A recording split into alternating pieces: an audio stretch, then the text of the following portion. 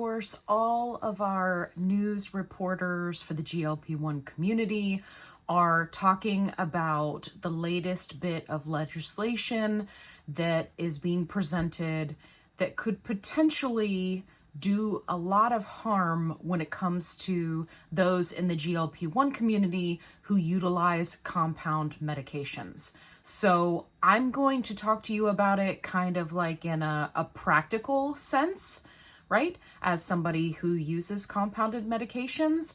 And I'm going to offer you some things to think about, because I know that there are a lot of people that are going to panic.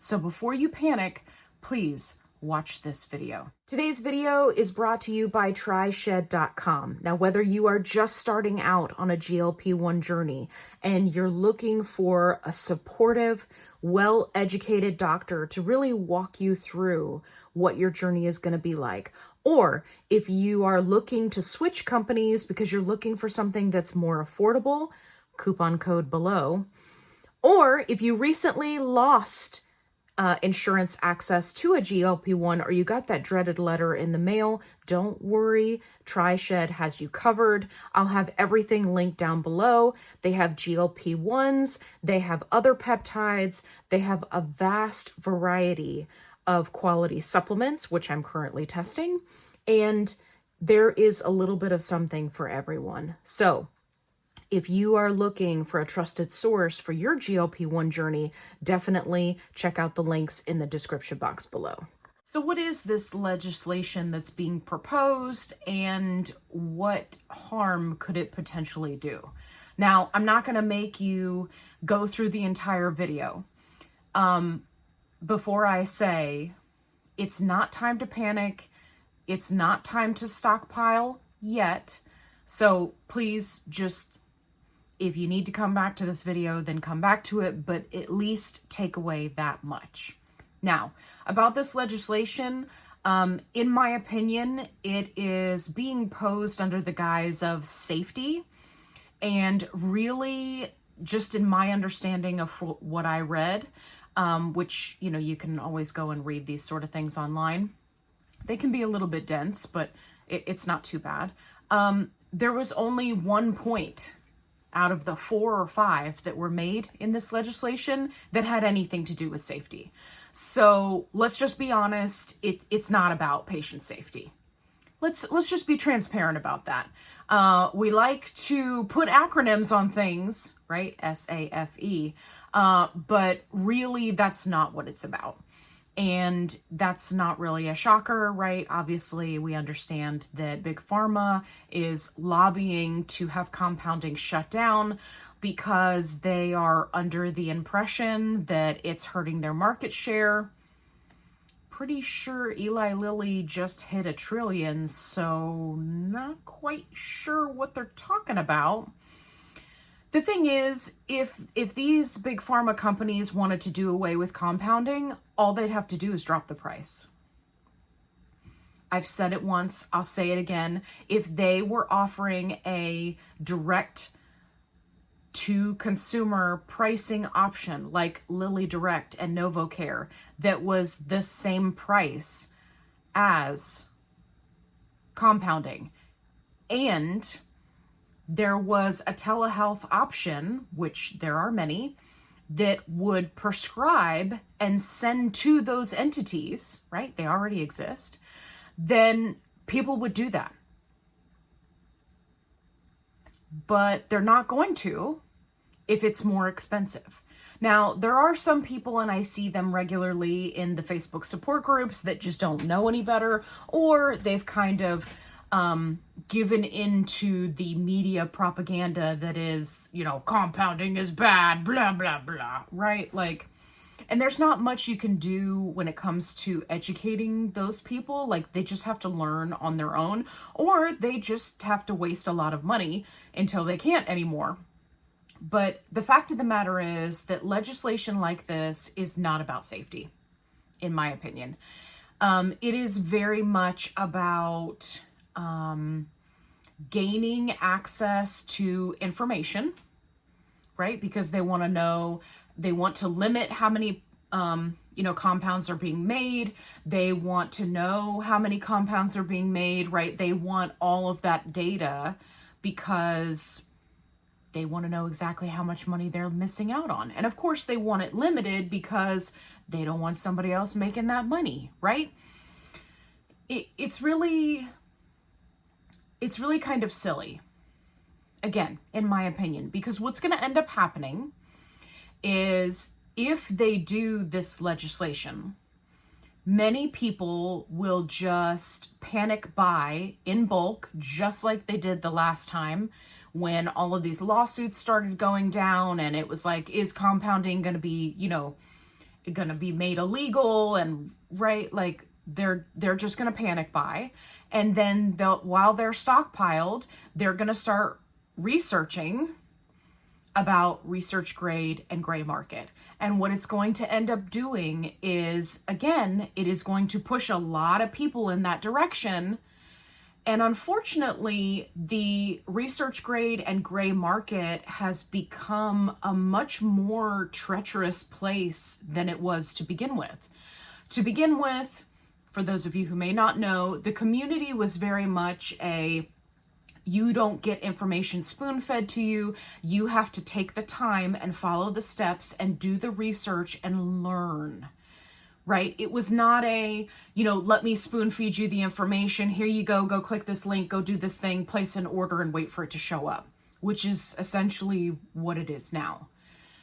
It was very much people had to learn what it was they were doing. They had to learn about the risks. They had to learn about the processes. Where do you send things for testing to make sure that it's okay before you inject it in your body, right? Like all of these things that this new wave of people doesn't know anything about, because of course, lots of new people took to TikTok and they were like, here you go, I'm going to give you all the information you need, right? Oddly enough, we can't get our obesity-centered news on TikTok without accounts being banned and lots of crap happening. But it's okay for these other companies to sell stuff. It's a story for another day. My point is, every time this happens, those who are in a pickle, whether their doctor will not prescribe the medication because of all of the drama that happens in the GLP1 community, right? Dealing with insurance, dealing with prior authorizations, dealing with automatic denials for no reason, even when patients meet the criteria, dealing with prior authorizations every single time the dose goes up or down, right? Like, all of these things that make it harder on doctors makes them not want to prescribe it because it takes time and money out of their practice. Manpower and time cost them money. So it's very challenging. And many providers, I see people post about it every day. Many providers, just regular PCPs, will not prescribe it. They're like, no, go to a specialist, go do whatever. I'm not going to do it. I don't want to deal with it. There are some people that have posted and said that their doctors have specifically dropped them as patients because they said, okay, I'll go to a specialist and get it. And they're like, great. And then 2 weeks later, they get a letter in the mail that they've been fired from their doctor because doctors don't want to deal with the fallout. Not all of them, mind you, but many of them don't.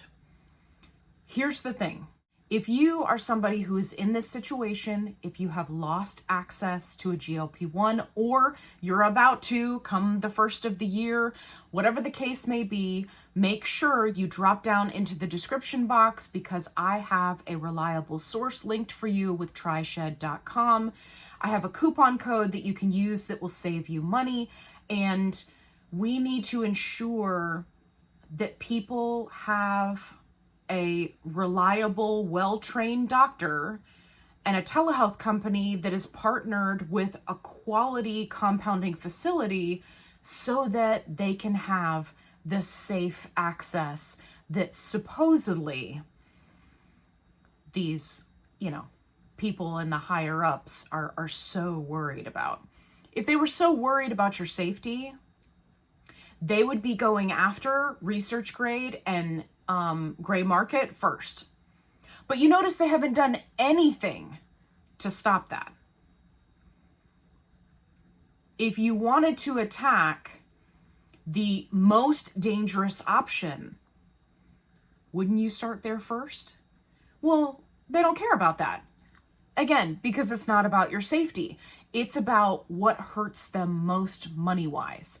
And they don't understand, I've said it once, I'll say it again, that if they would just lower the cash pay price, they wouldn't be able to keep up with the demand. But they think that if they do away with compounding, what's going to happen is that people are going to go back to their doctors and try to get on name brand. But what they don't understand is that there is going to be a very, very small percentage of those people that will be successful. So yeah, you may get 50,000 patients out of it, but what about the other hundreds of thousands of patients that are not going to be successful going that route? You think they're just magically going to come up with $500 a month to be able to afford name brand? Like, it's not going to happen. There has to be both options. And I think that this is one of the things that Big Pharma doesn't take into account. Because of compounding and specifically the custom dosing, okay? There are so many more people who are taking GLP-1s that are successful in staying on a GLP-1. I was just in a support group earlier this morning where somebody was commenting about how they were moved up in dose. They just went up to 5 from 2.5, and now they are just feeling rough. And they have been for weeks, and they're struggling, and they're like, I don't know what to do. I'm not losing weight on 2.5 anymore, but at the same time, going up to 5 was too much for my body. There are so many people who have had that same experience. And these telehealth companies and compounding pharmacies are offering a solution that Big Pharma is never going to be able to offer. Let's just call a spade a spade. They're never going to be able to provide custom dosing. It's just not going to happen. There are too many concerns about patient compliance and patient dosing. Logistically speaking, to be able to create that as an option on the big pharmaceutical level, as far as manufacturing goes, would be a nightmare. It would not be cost effective for them, which would then make the prices go back up, which then makes it unavailable to people, right? Like, it's this vicious cycle. But telehealth companies and compounding pharmacies, they fill that gap. They are on the patient level. These doctors are being trained specifically in GLP-1s. And many of them are utilizing services like getclaimable.com, which I have a coupon code for, right? And those type of services go to bat for you to try to get insurance coverage. So it's so important that we have access to both. Now, do I think that this type of legislation is going to do away with compounding altogether? No, I don't. I think that it could put a wrench into things. But one thing that I want everyone to keep in mind is nothing happens overnight. Okay, so please do not go panic buy. Do not freak out. I mean, if you're looking for a reliable source, right, you can definitely check out my link, but there's no reason to panic yet. And I can assure you that if there is a time that stocking up would be recommended, I will absolutely come out and say that. I've said it before in previous situations. I myself have done that, right? I didn't just say it to you guys. I did it myself. So if that situation arises, make sure that you are subscribed and you hit that notification bell, because I promise I will always be honest with you about what I'm doing for my own healthcare, right? Because for many creators, it's important to just kind of remain neutral. I don't have to remain neutral. I can give you my opinion. I can tell you what I'm going to do for me. Now, it's up to you to talk to your doctor and make a choice and go from there, but I can let you know what it is that I'm doing for me. And that's what I've done previously. So, I think it's important to remember that these things have a process, right? Like they'll have to take it up, it's got to go to Congress, it's got to be approved, it's got to be, right? We got, a break coming up and nothing happens overnight. It'll be months before we have any kind of resolution to this. Just like the same thing with, these compounding pharmacies and telehealth companies being taken into lawsuits, right? It's like we hear about it and then months later there's some kind of resolution and decision. And it is promising that in the legal system, that venture has been very positive for these compounding pharmacies and telehealth companies. So I think that is why Big Pharma has decided they're going to switch gears, right? It's not working out legally, so now let's try with the lobbyists and, go legislation-wise. But again, under the guise of safety. You can't tell me that you are concerned about safety and then launch a document like that, where there's one item out of multiple that could even remotely be related to safety. Stop it. Just stop it. That is redonkadonk, in my opinion. But, it is what it is. So I hope you found this video helpful. If you did, please give me a thumbs up. Make sure you subscribe and you hit that notification bell so that you don't miss any of my videos. I'm sure this will come up in this week's live conversation, which is set to happen every Thursday. So make sure that you set your alarms so that you don't miss out. It's going to be around 6 p.m. Central Time every week. And don't panic, okay? We've hit bumps in the road before. We're gonna be fine. We're gonna get through this. It's just a matter of staying on top of all of the information. If you want to go read that document, I highly encourage it. And as always, be kind, rewind. Flavor Fun. Mark your calendars, folks. Every Thursday at 6 p.m. Central, I go live right here on YouTube. We chat about all things GLP1, answer your